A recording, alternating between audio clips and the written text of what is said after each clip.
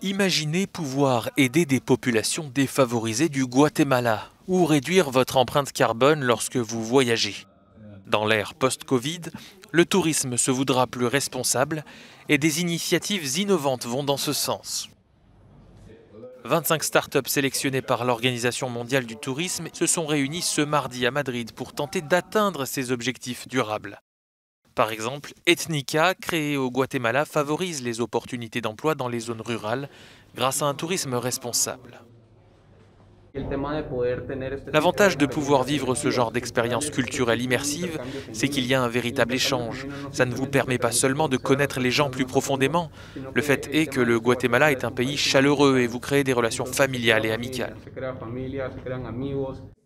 La start-up brésilienne Sisters Wave lutte pour sa part contre l'inégalité des sexes dans le tourisme, sachant que 72% des femmes ne se sentent pas en sécurité lorsqu'elles voyagent seules.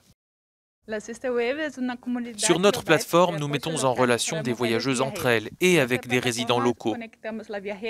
Nous utilisons le pouvoir de la technologie et la solidarité féminine pour avoir un impact social à travers l'équité entre les sexes.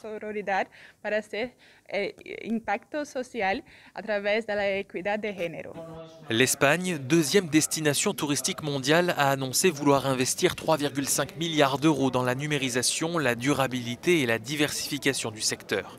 Un changement de paradigme soutenu par l'Organisation mondiale du tourisme. La relance du tourisme et de l'économie en général doit être fondée sur l'innovation, la durabilité et l'éducation.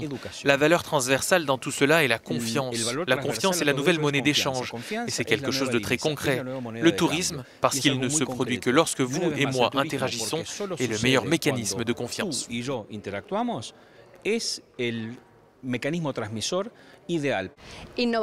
Innovation et relance sont des mots qui ont été très souvent prononcés lors de cette réunion et il en sera de même lors du FITUR, le Salon international du tourisme qui débute ce mercredi à Madrid.